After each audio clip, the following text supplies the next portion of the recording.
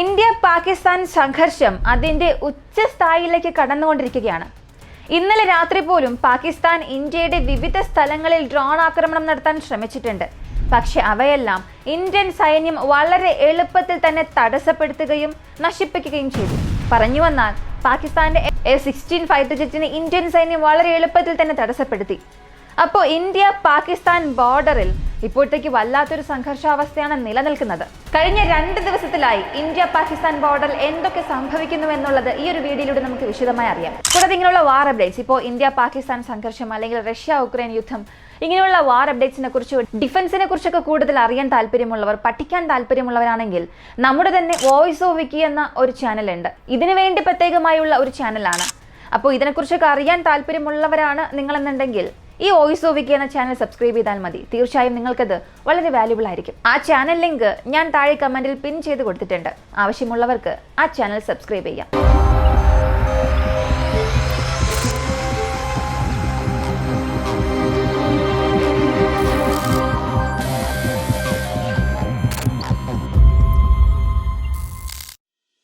May മാസം 8-ാം തീയതി വ്യാഴാഴ്ച രാത്രി 8 മണിയോടുകൂടി ഇന്ത്യയുടെ വടക്ക് പടിഞ്ഞാറൻ പ്രദേശത്തെ വിവിധ സ്ഥലങ്ങളിൽ പാകിസ്ഥാൻ ഡ്രോൺ ആക്രമണം നടത്താൻ ശ്രമിച്ചു. എന്നാൽ ആ പാകിസ്ഥാന്റെ ആക്രമണങ്ങളെല്ലാം ഇന്ത്യൻ സൈന്യം വളരെ എളുപ്പത്തിൽ പരാജയപ്പെടുത്തി. പറഞ്ഞു വന്നാൽ ഒരു 50 ഡ്രോൺസിനെങ്കിലും ഇന്ത്യൻ സൈന്യം ഇന്റർസെപ്റ്റ് ചെയ്തു. ആകാശത്തിന് നടുവിൽ വെച്ച് തന്നെ പൊട്ടിത്തെറിപ്പിച്ചു. കൂടാതെ പാകിസ്ഥാൻ തൊടുത്തുവിട്ട ഏകദേശം 8 മിസൈൽസിനെ ആകാശത്തിന് നടുവിൽ വെച്ച് തന്നെ ഇന്ത്യൻ സൈന്യം തടസ്സപ്പെടുത്തുകയും തകർത്തെറിയുകയും ചെയ്തു. ഇങ്ങനെ പാകിസ്ഥാൻ ഡ്രോൺ മിസൈൽ ആക്രമണം നടത്താൻ പോകുന്നു എന്നുള്ള ഒരു വിവരം ലഭിച്ച ഉടൻ തന്നെ ഇന്ത്യൻ ഗവൺമെന്റ് ചെയ്തത് ഇന്ത്യയുടെ അതിർത്തി പ്രദേശങ്ങളായ പഞ്ചാബ്, ഗുജറാത്ത്, രാജസ്ഥാൻ, ജമ്മു കാശ്മീർ ഇവിടങ്ങളെല്ലാം ഒരു എയർ സൈറൺ മുഴക്കി. ഒരുപാട് പ്രദേശങ്ങളെ പൂർണ്ണമായും ബ്ലാക്ക് ഔട്ട് ചെയ്തു. കൂടാതെ പ്രതിരോധ സംവിധാനങ്ങളെല്ലാം സജീവമാക്കുന്നു. ഇതൊരു ഭാഗത്ത് പോകുമ്പോൾ അടുത്ത സൈഡ് ഇന്ത്യ വീണ്ടും മറ്റൊരു വലിയ കാര്യം ചെയ്തു. അതായത് നുഴഞ്ഞു കയറി ആക്രമിക്കാൻ വന്ന പാകിസ്ഥാന്റെ F-16 യുദ്ധവിമാനത്തെയും വളരെ എളുപ്പത്തിൽ ഇന്ത്യ സൈന്യം ആകാശത്തിന് നടുവിൽ വെച്ച് തന്നെ തടസ്സപ്പെടുത്തി. ഇത് അമേരിക്കയ്ക്ക് കടുത്ത രോഷം സൃഷ്ടിക്കാൻ കാരണമായി. അത് ഇന്ത്യക്ക് നേരെയല്ല, പാകിസ്ഥാന് നേരെയായിരുന്നു അവരുടെ ദേഷ്യം. കാരണം F-16 യുദ്ധവിമാനം പാകിസ്ഥാൻ അമേരിക്കയിൽ നിന്നാണ് വാങ്ങിയത്. അങ്ങനെ വാങ്ങുമ്പോൾ തന്നെ ഒരു കരാറിൽ അവർ ഒപ്പിട്ടിരുന്നു. അതായത് ഈ ഒരു യുദ്ധവിമാനത്തെ ഞങ്ങൾ ഡിഫൻസിന് വേണ്ടി മാത്രമേ ഉപയോഗിക്കുകയുള്ളൂ, ഒഫൻസീവിന് ഞങ്ങൾ ഉപയോഗിക്കുകയില്ല എന്ന്. അതായത് ആന്റി ടെററിസം ഓപ്പറേഷൻസിനൊക്കെ വേണ്ടി മാത്രമേ ഉപയോഗിക്കാൻ പാടുള്ളൂ എന്നുള്ളതായിരുന്നു അമേരിക്കയുടെ ഒരാവശ്യം. കൂടാതെ പ്രതിരോധിക്കാനും നിങ്ങൾക്ക് ഇത് ഉപയോഗിക്കാം. ഇതൊക്കെ സമ്മതിച്ചിട്ടായിരുന്നു പാകിസ്ഥാൻ ആ ഒരു ഫൈറ്റർ ജെറ്റ് വാങ്ങിയത്. പക്ഷേ ആ കരാർ ലംഘിച്ചുകൊണ്ടാണ് ഇത് പാകിസ്ഥാൻ ഡിഫൻസിന് വേണ്ടി ഉപയോഗിക്കാതെ ഇന്ത്യക്ക് നേരെയുള്ള ഒഫൻസീവിന് വേണ്ടി അതവർ ഉപയോഗിച്ചു. ആക്രമണത്തിന് വേണ്ടി ഇന്ത്യക്കുള്ളിലേക്ക് ഈ ഫൈറ്റർ ജെറ്റിനെ അവർ അയച്ചു. എന്നാൽ ഇന്ത്യൻ ആർമി ഒട്ടും പോലും ചിന്തിക്കാതെ അതിനെ തകർക്കുകയും ചെയ്തു.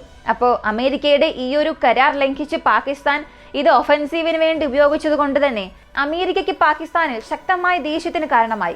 ഇങ്ങനെ പാകിസ്ഥാൻ ഡ്രോൺ ആക്രമണങ്ങൾ നടത്താൻ ശ്രമിച്ച ഉടനെ ഇന്ത്യയുടെ അതിർത്തി പ്രദേശങ്ങളിലുള്ള ഒരുപാട് വിമാനത്താവളങ്ങളെ ഇന്നലെ രാത്രി തന്നെ ക്ലോസ് ചെയ്തു. പറയണമെങ്കിൽ ഏകദേശം 24-ലധികം വിമാനത്താവളങ്ങളെ അടച്ചുപൂട്ടി. കൂടാതെ അതിർത്തിയിലുള്ള ധാരാളം സംസ്ഥാനങ്ങളിലെ സ്കൂളുകൾ, കോളേജുകൾ, സർവകലാശാലകൾ ഇവയെല്ലാം അടച്ചിട്ടു. കൂടാതെ പല പ്രദേശങ്ങളെ ബ്ലാക്ക് ഔട്ട് ചെയ്ത് ജനങ്ങളെ സംരക്ഷിക്കുകയും ചെയ്തു. കൂടാതെ ഗവൺമെന്റ് ഒഫീഷ്യൽസ് ലീവ് എടുത്ത് പോയിട്ടുണ്ടാകും. അവരെ എല്ലാം ലീവ് ക്യാൻസൽ ചെയ്ത് ഡ്യൂട്ടിക്ക് വരാൻ ആവശ്യപ്പെട്ടു. അതായത് സർക്കാരിൽ തന്നെ പോലീസ് ഉദ്യോഗസ്ഥർ, അഡ്മിനിസ്ട്രേഷനിൽ ജോലി നോക്കുന്നവർ, ഇവരുടെ ലീവ് എല്ലാം റദ്ദാക്കി പെട്ടെന്ന് തന്നെ ജോലിയിലേക്ക് കയറാനും ആവശ്യപ്പെട്ടിട്ടുണ്ട്. ഇത്തരത്തിൽ ലീവ് എല്ലാം ക്യാൻസൽ ചെയ്ത് വരാൻ ആവശ്യപ്പെട്ടത് നമ്മുടെ അതിർത്തി സംസ്ഥാനങ്ങളായ പഞ്ചാബ്, ഗുജറാത്ത്, രാജസ്ഥാൻ, കൂടാതെ പശ്ചിമ ബംഗാൾ, ഹിമാചൽ പ്രദേശ്, ഹരിയാന, ഡൽഹി ഇവിടങ്ങളിലുള്ള ഒരുപാട് ഉദ്യോഗസ്ഥരെ ലീവ് ക്യാൻസൽ ചെയ്ത് വരാൻ ആവശ്യപ്പെട്ടു. കൂടാതെ ജമ്മു ആൻഡ് കാശ്മീരിലുള്ള സാംബ ജില്ലയിൽ ഇന്നലെ രാത്രി പാകിസ്ഥാൻ സൈന്യം അന്താരാഷ്ട്ര അതിർത്തി കടന്ന് ഇന്ത്യക്കുള്ളിൽ നുഴഞ്ഞു കയറാൻ ശ്രമിച്ചിട്ടുണ്ട്. എന്നാൽ നമ്മുടെ സുരക്ഷാ സേന കണ്ടെത്തുകയും വിജയകരമായി അവയെ തടസ്സപ്പെടുത്തുകയും ചെയ്തു. ഇങ്ങനെ ഒരു ഭാഗത്ത് ഇന്ത്യൻ അതിർത്തിയോട് ചേർന്നുള്ള എയർപോർട്ട്സ് എല്ലാം ക്ലോസ് ചെയ്യുക, സ്കൂൾ ആൻഡ് കോളേജസിന് ലീവ് കൊടുത്തത്, യൂണിവേഴ്സിറ്റീസിന് ലീവ് കൊടുക്കുക, ഇങ്ങനെ ഇന്ത്യൻ ഗവൺമെന്റ് ഈ ഒരു സംഘർഷത്തെ തുടർന്നുള്ള പല നടപടിക്രമങ്ങൾ എടുത്തുകൊണ്ടിരിക്കുകയാണ്. കൂടാതെ ഇന്ത്യൻ ബോർഡറോട് ചേർന്നുള്ള ചില പ്രദേശങ്ങളിൽ, പ്രധാനമായും രാജസ്ഥാനിലെ ചില പ്രദേശങ്ങളിലൊക്കെ ഇന്ത്യൻ റെയിൽവേസും താൽക്കാലികമായി നിർത്തിവെച്ചിരിക്കുന്ന വിവരം പുറത്തു വന്നിട്ടുണ്ട്. അതും രാജസ്ഥാനിലെ ചില പ്ലേസസ് മാത്രമല്ല, ഇന്ത്യയുടെ തലസ്ഥാനമായ ഡൽഹിയിലും അതിനപ്പുറമുള്ള ചില പ്രധാനപ്പെട്ട സ്ഥലങ്ങളിലും അവിടങ്ങളിലെ റെയിൽവേസിന്റെ ചില സർവീസുകൾ മാത്രം താൽക്കാലികമായി സ്റ്റോപ്പ് ചെയ്തു. ഈ നടപടിക്രമങ്ങൾ പാകിസ്ഥാൻ ഡ്രോൺ ആക്രമണം നടത്താൻ ശ്രമിച്ചല്ലോ, അതിനുശേഷമായിരുന്നു ഇങ്ങനെയുള്ള നടപടികളെല്ലാം ഇന്ത്യൻ ഗവൺമെന്റ് കൊണ്ടുവന്നത്. ഇങ്ങനെ ഒരുപാട് മുൻകരുതലുകൾ നടപടികൾ ഇന്ത്യയുടെ ഭാഗത്ത് നടന്നുകൊണ്ടിരിക്കുമ്പോൾ മറുഭാഗത്ത് പാകിസ്ഥാന്റെ ആ ഭാഗത്തുള്ള ബലൂച്ച് ലിബറേഷൻ ആർമി അവരും പാകിസ്ഥാന് ധാരാളം പ്രശ്നങ്ങൾ നൽകുകയാണ്. അവരുടെ സൈഡിൽ നിന്നും ശക്തമായ ഒരു ആക്രമണമായിരുന്നു പാകിസ്ഥാനിലേക്ക് കൊടുക്കുന്നത്.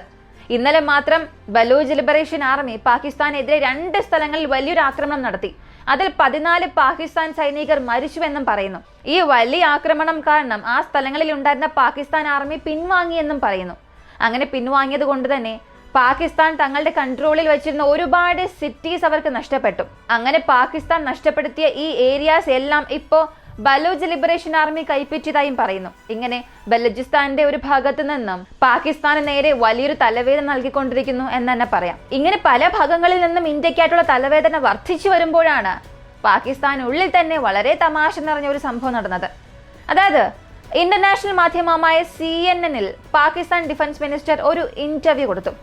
ആ ഇന്റർവ്യൂവിൽ ഇന്ത്യയുടെ 5 ഫൈറ്റർ ജെറ്റ്സിനെ നിങ്ങൾ വെടിവെച്ച് വീഴ്ത്തിയതായി പറയുന്നല്ലോ, സത്യമാണോ എന്ന് ചോദിച്ചു. അതിന് പാകിസ്ഥാൻ പ്രതിരോധ മന്ത്രി ഒരല്പം പോലും ചിന്തിക്കാതെ അതെ ഞങ്ങൾ 5 ഫൈറ്റർ ജെറ്റ്സിനെ വെടിവെച്ച് വീഴ്ത്തി, നശിപ്പിച്ചു. ഇപ്പോൾ ആങ്കർ ചോദിച്ചത് അങ്ങനെയാണെങ്കിൽ അതിന് തെളിവ് വേണമല്ലോ, തെളിവ് നിങ്ങൾക്ക് നൽകാമോ എന്ന് ചോദിച്ചു. അപ്പോൾ ഡിഫൻസ് മിനിസ്റ്റർ എന്ത് പറഞ്ഞു എന്നറിയണ്ടേ? തെളിവല്ലേ, അതിപ്പോ സോഷ്യൽ മീഡിയ മുഴുവനും ഉണ്ടല്ലോ. പാകിസ്ഥാന്റെ സോഷ്യൽ മീഡിയ അല്ല, ഇന്ത്യയിലുള്ള സോഷ്യൽ മീഡിയയിൽ അതിനുള്ള തെളിവുകൾ ഉണ്ട് എന്നാണ് അദ്ദേഹം പറഞ്ഞത്.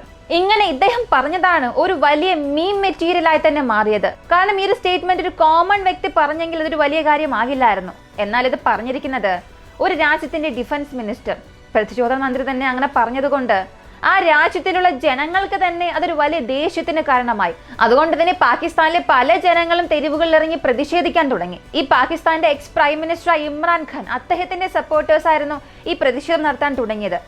ഇമ്രാൻഖാൻ ഭരണത്തിലുണ്ടായിരുന്നെങ്കിൽ ഞങ്ങൾക്ക് ഇങ്ങനെയുള്ള പ്രശ്നങ്ങളൊന്നും ഉണ്ടാകുമായിരുന്നില്ല എന്ന് പറഞ്ഞ് അദ്ദേഹത്തെ വീണ്ടും ഭരണത്തിലേക്ക് കൊണ്ടുവരണം എന്നാവശ്യപ്പെട്ട് പാകിസ്ഥാനിലെ പല സ്ഥലങ്ങളിലാണ് പ്രതിഷേധം പൊട്ടിപ്പുറപ്പെട്ടത്. ഇങ്ങനെ പല സൈഡിൽ നിന്നും പാകിസ്ഥാന് തലവേദന വർദ്ധിച്ചു വന്നപ്പോൾ അതൊക്കെ എങ്ങനെ കൈകാര്യം ചെയ്യണമെന്നറിയാതെ പാകിസ്ഥാൻ ഇപ്പോ നടുങ്ങി നിൽക്കുകയാണ്. ഇങ്ങനെ പാകിസ്ഥാൻ എന്ത് ചെയ്യണമെന്നറിയാതെ നിൽക്കുന്ന സമയത്താണ് പാകിസ്ഥാന്റെ തലവേദന വർദ്ധിപ്പിക്കുന്ന രീതിയിൽ മറ്റൊരു സംഭവം കൂടെ നടന്നു. ആ തലവേദന കൊടുത്തതും നമ്മുടെ ഇന്ത്യ തന്നെയാണ്. പാകിസ്ഥാനുള്ളിലെ ഏവാക്സ് സിസ്റ്റത്തെ ഇന്ത്യ വളരെ എളുപ്പത്തിൽ നശിപ്പിച്ചു.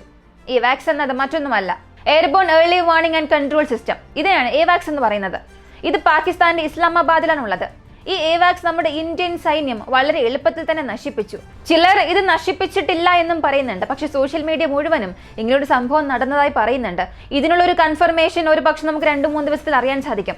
അങ്ങനെ നശിപ്പിച്ചു എന്നുണ്ടെങ്കിൽ തീർച്ചയായും പാകിസ്ഥാൻ ഇതൊരു വലിയ തിരിച്ചടി തന്നെയായിരിക്കും. കാരണം ഈ ഏവാക്സ് ഉപയോഗിച്ചാണ് പാകിസ്ഥാന്റെ എയർ സർവൈലൻസ് എല്ലാം നടക്കുന്നത്. അവിടെ റഡാറിൽ ഏതെങ്കിലും വിമാനം വരുന്നോ, ബോംബ് വരുന്നോ, ഇവയെല്ലാം നോക്കുന്നത്. ഇത് പൂർണ്ണമായി മോണിറ്റർ ചെയ്യുന്നത് എല്ലാം ഏവാക്സ് ആണ്. അപ്പോൾ ഏവാക്സ് ഇന്ത്യ പൂർണ്ണമായി നശിപ്പിച്ചിട്ടുണ്ടെങ്കിൽ പാകിസ്ഥാന് ഈ യുദ്ധത്തിൽ വലിയൊരു തിരിച്ചടി തന്നെയാകും. ഇങ്ങനെ പാകിസ്ഥാൻ ഒരു ഭാഗത്ത് തിരിച്ചടികൾ വാങ്ങിക്കൊണ്ടിരിക്കുമ്പോൾ മറ്റൊരു ഭാഗത്ത് ഇന്ത്യയുടെ മോൺസ്റ്ററായ INS വിക്രാന്ത് പാകിസ്ഥാന്റെ കറാച്ചി തുറമുഖത്തിന് അടുത്ത് ചെന്ന് ആക്രമണം നടത്താൻ തുടങ്ങി എന്നുള്ള വാർത്തകളും വലിയ രീതിയിൽ പടരാൻ തുടങ്ങി. എന്നാൽ പിന്നീടാണ് അറിയാൻ സാധിച്ചത് അങ്ങനെ ഒരു ആക്രമണം നടന്നിട്ടേ ഇല്ല എന്ന്. ഈ കറാച്ചി തുറമുഖത്തെ അവസാനമായി 1971 ഇന്ത്യ ആക്രമിച്ചത്.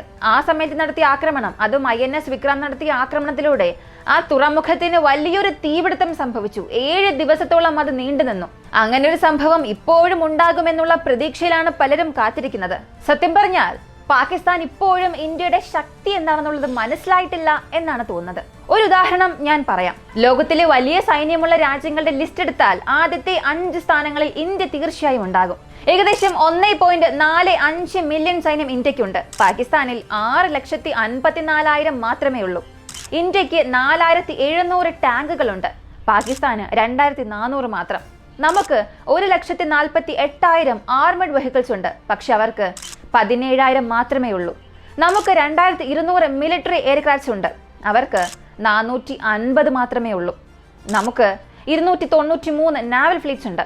അവർക്ക് 121 നാവൽ ഫ്ലീറ്റ്സ്. ഇന്ത്യയുടെ അമ്മുനേഷൻസിൽ 88% നമ്മൾ തന്നെയാണ് നിർമ്മിക്കുന്നത്. അതായത് ഒരു യുദ്ധം വന്നാൽ നമുക്ക് ആഴ്ചകളോ മാസങ്ങളോ പോലും പോരാടാൻ കഴിയും. പക്ഷേ ഗുരുതരമായ ഒരു പോരാട്ടം വന്നാൽ പാകിസ്ഥാന് വെറും 4 ദിവസം മാത്രമേ നിലനിൽക്കാൻ സാധിക്കൂ. ഇന്ത്യയുടെ പ്രതിരോധ ബജറ്റ് പ്രതിവർഷം $81 ബില്യൺ ആണ്. എന്നാൽ അവരുടേത് വെറും $10 ബില്യൺ. അതായത് നമ്മുടേതിൽ നിന്നും 8 മടങ്ങ് കുറവാണ്. അപ്പോൾ ഒരു കൺവെൻഷണൽ വാർ വരികയാണെങ്കിൽ തീർച്ചയായും ഇന്ത്യ ആധിപത്യം സ്ഥാപിക്കുമെന്നുള്ളതിൽ യാതൊരു സംശയവും വേണ്ട. പക്ഷേ ഇവിടെയും കാര്യങ്ങൾ ഗുരുതരമാകുന്ന ഒരു പോയിന്റ് ഉണ്ട്. ഈ 2 രാജ്യങ്ങൾക്കും ആണവ ശക്തിയുണ്ട് എന്നുള്ളതാണ് ആ പോയിന്റ്. എന്നാൽ ഈ ഒരു ആണവ ശക്തിയിൽ പോലും ഇന്ത്യ നോ ഫസ്റ്റ് യൂസ് പോളിസിയാണ് ഫോളോ ചെയ്യുന്നത്. അതായത് ഒരിക്കലും നമ്മൾ അണുവായുധം ആദ്യമേ കയറി അങ്ങനെ ഒരു രാജ്യത്തിൽ പ്രയോഗിക്കുകയില്ല. നമ്മൾ ഒരിക്കലും അത് ആഗ്രഹിക്കുകയുമില്ല. ഇനി ഒരു പക്ഷേ ഏതെങ്കിലും ഒരു രാജ്യം ഇന്ത്യയിലേക്ക്, ഉദാഹരണത്തിന് പാകിസ്ഥാൻ തന്നെ എടുക്കാം, പാകിസ്ഥാൻ നമുക്ക് നേരെ ആണവായുധം ആദ്യമായി തൊടുത്ത് വിടുകയാണെങ്കിൽ തീർച്ചയായും അവിടെ ഒരു സെക്കൻഡ് സ്ട്രൈക്ക് നമ്മൾ നടത്തും. ആണവായുധം കൊണ്ടുള്ള 2ാമത്തെ സ്ട്രൈക്ക് നമ്മിൽ നിന്നും പാകിസ്ഥാനിലേക്ക് പോകും. പക്ഷെ നമ്മൾ കഴിവതും അതെല്ലാം ഒഴിവാക്കാനാണ് ശ്രമിക്കുന്നത്. ഇന്ത്യ എന്ന രാജ്യത്തെക്കുറിച്ച് ഞാൻ പറഞ്ഞു തരേണ്ട ആവശ്യമില്ല. നമ്മളെപ്പോഴും സമാധാനത്തെ നോക്കി പോകുന്നവരാണ്. അതുകൊണ്ട് തന്നെ അണുവായുധം നമ്മൾ ഒരിക്കലും ഫസ്റ്റ് യൂസ് ചെയ്യില്ല. വേണ്ടി വന്നാൽ മാത്രം സെക്കൻഡ് സ്ട്രൈക്ക് നമ്മൾ നടത്തും. എന്നാൽ ഈ നോ ഫസ്റ്റ് യൂസ് പോളിസി എന്ന ഒരു പ്രോമിസ് ഒരിക്കലും പാകിസ്ഥാൻ ചെയ്തിട്ടില്ല. ഒരു പക്ഷേ പരാജയപ്പെടാൻ സാധ്യതയുണ്ടെങ്കിൽ ഉപയോഗിക്കാൻ കഴിയുന്ന ചെറിയ ചെറിയ അണുവായുധങ്ങൾ പോലും അവർ നിർമ്മിച്ചിട്ടുണ്ട്. സത്യം പറഞ്ഞാൽ അത് യഥാർത്ഥ ഒരു അപകടമാണ്. നമ്മൾ നിയമങ്ങളെല്ലാം പാലിച്ച് ഒരു പക്ഷേ മുന്നോട്ട് പോയേക്കാം. പാകിസ്ഥാൻ നിയമങ്ങളൊന്നും ഒരിക്കലും പിന്തുടരില്ല. അങ്ങനെ പിന്തുടരുന്ന രാജ്യവുമല്ല അത്. അവിടെയാണ് പാകിസ്ഥാൻ നമുക്കൊരു ഭീഷണിയായി മാറുന്നത്. എന്തായാലും കഴിഞ്ഞ 2 ദിവസം നടന്ന ആക്രമണങ്ങളെ കുറിച്ചുള്ള ഒരു പ്രസ് ബ്രീഫിംഗ് ഇന്ത്യ നടത്തി. അതിൽ പ്രധാനപ്പെട്ട വിവരങ്ങൾ പുറത്തു വന്നു. ഉദാഹരണത്തിന് ഈ പാകിസ്ഥാൻ അയച്ച 300-400 ഡ്രോൺസ്, ഇവയെല്ലാം തുർക്കി വിതരണം ചെയ്ത ഡ്രോൺസ് ആണ്. കൂടാതെ ഇന്ത്യയുടെ S-400, ആകാശ്, ബറാഖ് ഇവ കൂടാതെ L-70 എന്ന ഒരു സംവിധാനവും ഇന്ത്യ ഉപയോഗിച്ചിട്ടുണ്ട് ഈ ഒരു ആക്രമണത്തിൽ. ഇന്ത്യയുടെ 36 ലൊക്കേഷൻസിലേക്കാണ് ഈ 300-400 ഡ്രോൺസ് പാകിസ്ഥാൻ അയച്ചത്. ഇത്രയധികം ഡ്രോൺസ് വരുമ്പോൾ അവയെല്ലാം ഇന്റർസെപ്റ്റ് ചെയ്യാൻ S-400 പോലുള്ള വിലയേറിയ ഒരു സംവിധാനം നമുക്ക് ഉപയോഗിക്കാൻ സാധിക്കില്ല. പല $1 മില്യൺ വരും. അപ്പോൾ ഇതിനെല്ലാം കൗണ്ടർ ചെയ്യാൻ വളരെ ചീപ്പായ ഓൾട്ടർനേറ്റീവ് മെത്തേഡാണ് ഇന്ത്യ ഉപയോഗിച്ചത്. അതാണ് L-70 എന്ന ഒരു ആയുധം. ആന്റി എയർക്രാഫ്റ്റ് റോൾസിന് വേണ്ടി സെക്കൻഡ് വേൾഡ് വാറിന് ശേഷം നമ്മൾ ഉപയോഗിച്ചുകൊണ്ടിരുന്ന ഒരു സംവിധാനമായിരുന്നു ഇത്. എന്നാൽ പിന്നീട് ഇന്ത്യ ഇതിൽ ഒരുപാട് അപ്ഗ്രേഡേഷൻസ് ചെയ്തു. ടാർഗറ്റ് അക്യൂസേഷൻ സിസ്റ്റവും റഡാർ സിസ്റ്റവും ഇതിലേക്ക് വയ്ക്കുന്നു. അങ്ങനെ അപ്ഗ്രേഡ് ചെയ്ത ഈ ഒരു സംവിധാനത്തെ ഒരു മനുഷ്യൻ ഇരുന്നു കൊണ്ട് മാനുവലായി ടാർഗറ്റ് കൊടുക്കേണ്ട ആവശ്യമില്ല. അതിലുള്ള കമ്പ്യൂട്ടറിന്റെ സഹായത്തോടു കൂടി ഈ ടാർഗറ്റ് എത്ര വേഗത്തിൽ വരുന്നു, എത്ര ഉയരത്തിൽ വരുന്നു എന്നുള്ളതെല്ലാം മനസ്സിലാക്കി അത് ഓപ്പറേറ്റ് ചെയ്യുന്ന വ്യക്തിക്ക് അത് പെട്ടെന്ന് തന്നെ എൻഗേജ് ചെയ്യാൻ സാധിക്കും. അപ്പോൾ ചെറിയ രീതിയിലുള്ള ഡ്രോൺസിനെ, ഈ $2000-3000 മാത്രം വിലയുള്ള ചെറിയ ഡ്രോൺസിനെ എൻഗേജ് ചെയ്യാൻ വേണ്ടി ഇന്ത്യ L-70 എന്ന വ്യോമ പ്രതിരോധ സംവിധാനമാണ് ഉപയോഗിച്ചത്. ഇതിനെക്കുറിച്ച് യാതൊരു അറിവുമില്ലാത്ത പാകിസ്ഥാൻ ഇന്ത്യയുടെ ഏത് ഡ്രോൺസിനെയും ഇന്റർസെപ്റ്റ് ചെയ്തിട്ടുമില്ല. എന്തുകൊണ്ട് ഇന്ത്യയുടെ ഡ്രോൺസിനെ ഇന്റർസെപ്റ്റ് ചെയ്തില്ല എന്ന് പാകിസ്ഥാന്റെ ഡിഫൻസ് മിനിസ്റ്ററോട് ചോദിച്ചപ്പോൾ അദ്ദേഹം പറഞ്ഞ ഒരു തമാശ എന്താണെന്ന് അറിയണ്ടേ? ഞങ്ങളുടെ വ്യോമപ്രതിരോധ സംവിധാനങ്ങളുടെ ലൊക്കേഷൻ ഒരിക്കലും ഇന്ത്യ അറിയാൻ പാടില്ല, അതുകൊണ്ടാണ് ഡ്രോൺസിനെ ഇന്റർസെപ്റ്റ് ചെയ്യാത്തത് എന്ന്. സത്യത്തിൽ ഇയാൾ ഇത് എന്താണ് ഉദ്ദേശിച്ചതെന്ന് മനസ്സിലാകുന്നില്ല. വ്യോമ പ്രതിരോധ സംവിധാനങ്ങളുടെ ഉപയോഗം തന്നെ, അവയെല്ലാം അവിടെ സ്ഥാപിച്ചിരിക്കുന്നത് തന്നെ ഇങ്ങനെയുള്ള ഡ്രോൺസിനെ ഇന്റർസെപ്റ്റ് ചെയ്യാൻ വേണ്ടിയിട്ടാണ്. അപ്പൊ പിന്നെ ഇവരെന്താണ് ഉദ്ദേശിക്കുന്നതെന്ന് മനസ്സിലാകുന്നില്ല. ആരാണ് ഇവരെല്ലാം പ്രതിരോധ മന്ത്രി ആക്കിയത് എന്ന് പോലും അറിയില്ല. സത്യം പറഞ്ഞ ഇദ്ദേഹത്തിന്റെ ഈ ഒരു സ്റ്റേറ്റ്മെന്റ് പാകിസ്ഥാനിൽ വലിയൊരു സംഘർഷത്തിന് കാരണമായി. ജനങ്ങൾ തെരുവിലിറങ്ങി പ്രതിഷേധിക്കാൻ തുടങ്ങി. ഈ ഒരു സർക്കാരാണ് ജനങ്ങളുടെ നാശത്തിന് കാരണം എന്നാണ് പറയുന്നത്. ഇത്രയേറെ മണ്ടന്മാരാണ് അവിടെയുള്ള മിനിസ്ട്രി ഓഫ് ഡിഫൻസിൽ വർക്ക് ചെയ്യുന്നത്. കൂടാതെ പാകിസ്ഥാൻ ഇന്ത്യക്ക് നേരെ ആക്രമണങ്ങൾ നടത്തിയപ്പോൾ പാകിസ്ഥാനിലെ പല കൊമേഴ്ഷ്യൽ എയർലൈൻ ട്രാഫിക്കും വർക്കാകുന്നുണ്ടായിരുന്നു, പ്രവർത്തനമായിരുന്നു ആ സമയം. ഇന്ത്യ പാകിസ്ഥാന് നേരെ ഒരു ആക്രമണം നടത്തുമ്പോൾ അതിൽ 1-2 മിസൈൽസോ ഡ്രോൺസോ മാറി എങ്ങാനും ചെന്ന് കൊമേഴ്ഷ്യൽ എയർക്രാഫ്റ്റിൽ ചെന്ന് പതിക്കുകയാണെങ്കിൽ അതിനെ ഒരു കാരണമായി കാണിച്ചുകൊണ്ട് ഇന്ത്യക്ക് നേരെ ഒരു അഗ്രഷൻ നടത്താം. അല്ലെങ്കിൽ ലോകരാജ്യങ്ങളോടെല്ലാം പറയാം ഇന്ത്യ ഒരു തീവ്രവാദ രാജ്യമാണ് എന്നൊക്കെ ഒരു മുദ്ര കുത്താൻ വേണ്ടിയിട്ടുള്ള പാകിസ്ഥാന്റെ പദ്ധതിയായിരുന്നു അത്. പക്ഷെ ഇന്ത്യ അത് മനസ്സിലാക്കുകയും എല്ലാം തടസ്സപ്പെടുത്തുകയും ചെയ്തു. അപ്പോ സ്വന്തം രാജ്യത്തിലെ ജനങ്ങളെ തന്നെ അവർ ഷീൽഡായി ഉപയോഗിക്കുകയാണ്. അതാണ് ആ രാജ്യം ചെയ്തത്. പകരം നമ്മൾ ചെയ്യുന്നത് നമ്മൾ ചെയ്യുന്ന ആക്രമണത്തിൽ യാതൊരു സിവിലിയൻസും അവിടെ മരിക്കാൻ പാടില്ല, പരിക്കുകൾ സംഭവിക്കാൻ പാടില്ല, ആർക്കും യാതൊരു ബുദ്ധിമുട്ടും വരാൻ പാടില്ല എന്നുള്ളതിന് വേണ്ടി പല സ്ഥലങ്ങളും പൂർണ്ണമായും ബ്ലാക്ക് ഔട്ട് ചെയ്യുന്നുണ്ട്. അവിടങ്ങളിലുള്ള ആളുകളെല്ലാം ഒഴിപ്പിക്കുന്നുണ്ട്. കൊമേഴ്ഷ്യൽ എയർ ട്രാഫിക് എല്ലാം അവസാനിപ്പിക്കുന്നുണ്ട്. സ്കൂളുകൾക്കും കോളേജുകൾക്കും സർവകലാശാലകൾക്കും എല്ലാം അവധി കൊടുക്കുന്നുണ്ട്. അതുപോലെ തന്നെ ഈ ട്രെയിൻ ഫെസിലിറ്റി എല്ലാം താൽക്കാലികമായി അവസാനിപ്പിക്കുന്നു. ഇങ്ങനെ ജനങ്ങൾക്ക് യാതൊരു ബുദ്ധിമുട്ടും ഉണ്ടാകാതിരിക്കാനായി നമ്മുടെ ഗവൺമെന്റ് പ്രവർത്തിക്കുമ്പോൾ പാകിസ്ഥാൻ ഗവൺമെന്റ് സ്വന്തം രാജ്യത്തിലെ ജനങ്ങളെ തന്നെ ഷീൽഡായി ഉപയോഗിച്ച് രക്ഷപ്പെടാനാണ് ശ്രമിക്കുന്നത്. കൂടാതെ IPL-ഉം പൂർണ്ണമായും അവസാനിപ്പിച്ചു. ഇത് സത്യത്തിൽ അഭിനന്ദിക്കേണ്ട ഒരു കാര്യം തന്നെയാണ്. കാരണം ഇന്ത്യ യുദ്ധക്കളത്തിലുള്ളപ്പോൾ ഇന്ത്യൻ സൈന്യം അവരുടെ ജീവൻ പണയം വെച്ച് ശത്രു രാജ്യത്തിന് നേരെ യുദ്ധം ചെയ്തുകൊണ്ടിരിക്കുമ്പോൾ മറുഭാഗത്ത് സുരക്ഷ തന്നെ വലിയൊരു പ്രശ്നം സംഭവിക്കുന്ന രീതിയിൽ ഇങ്ങനെയുള്ള മത്സരങ്ങൾ നടക്കുമ്പോൾ അത് അപകടകരമായ ഒരു കാര്യമാണ്. അതുകൊണ്ട് തന്നെ അതിനെ ക്യാൻസൽ ചെയ്തത് നല്ലൊരു കാര്യമാണ്. നമ്മൾ ഇവിടെ സുഖമായി ജീവിക്കുന്നതിന് വേണ്ടിയും സമാധാനമായി ഉറങ്ങുന്നതിന് വേണ്ടിയും അതിർത്തി പ്രദേശത്ത് ഉറങ്ങാതെ ഭക്ഷണം പോലും കഴിക്കാതെ രാത്രിയും പകലും എന്നില്ലാതെ അക്ഷീണം പ്രവർത്തിക്കുന്ന നമ്മുടെ സൈനികർക്ക് നമ്മളൊരു വലിയ നന്ദി തന്നെ പറയണം. അവരില്ല എന്നുണ്ടെങ്കിൽ നമ്മുടെ ഉറക്കത്തിന് തന്നെ ഒരു വലിയ ചോദ്യമായി മാറും. കൂടാതെ നമ്മുടെ സൈനികർ യാതൊരു അപകടവും കൂടാതെ സുരക്ഷിതരായി നമ്മുടെ രാജ്യത്തെ സംരക്ഷിക്കണമെന്ന് നമുക്ക് പ്രാർത്ഥിക്കുകയും ചെയ്യാം. ഈ ഒരു വീഡിയോയെ കുറിച്ചുള്ള നിങ്ങളുടെ അഭിപ്രായം കമന്റിൽ പറയുക. ഞാൻ ഇതിനകം പറഞ്ഞതുപോലെ ഇങ്ങനെയുള്ള ഡിഫൻസിനെ കുറിച്ചും വാർ അപ്ഡേറ്റ്സിനെ കുറിച്ചൊക്കെ അറിയാൻ താല്പര്യമുള്ളവരാണ് നിങ്ങളെങ്കിൽ നമ്മുടെ ചാനൽ അതിനെ പറ്റിയൊരു ചാനൽ അല്ല എന്ന് നിങ്ങൾക്കറിയാം. നമ്മുടെ ചാനലിൽ കൂടുതലായും ക്രൈമുകളെ കുറിച്ചും ഹൊറർ അല്ലെങ്കിൽ മറ്റു ടോപ്പിക്കാണ്. ഈ വാറിനെ കുറിച്ച് ഡിഫൻസിനെ കുറിച്ച് നമ്മൾ അധികം ഡിസ്കസ് ചെയ്തിട്ടില്ല. സോ ഇതിനെക്കുറിച്ചൊക്കെ അറിയാൻ താല്പര്യമുള്ളവരിൽ നിങ്ങൾ ചിലരെങ്കിലും ഉണ്ടാകും. അപ്പോൾ അങ്ങനെയുള്ളവരാണെങ്കിൽ വോയിസ് ഓഫ് വിക്കുന്ന നമ്മുടെ തന്നെ ചാനൽ സബ്സ്ക്രൈബ് ചെയ്താൽ മതി. തീർച്ചയായും പഠിക്കുന്നവർക്കും ഇതിനെക്കുറിച്ച് അറിയണം എന്ന് താല്പര്യമുള്ളവർക്കുമൊക്കെ നല്ലൊരു ചാനലായിരിക്കും, അത് വാല്യുബിൾ ആയിരിക്കും. മറക്കാതെ സബ്സ്ക്രൈബ് ചെയ്ത് സപ്പോർട്ട് ചെയ്യാം. മറ്റൊരു വീഡിയോയുമായി വീണ്ടും കാണാം.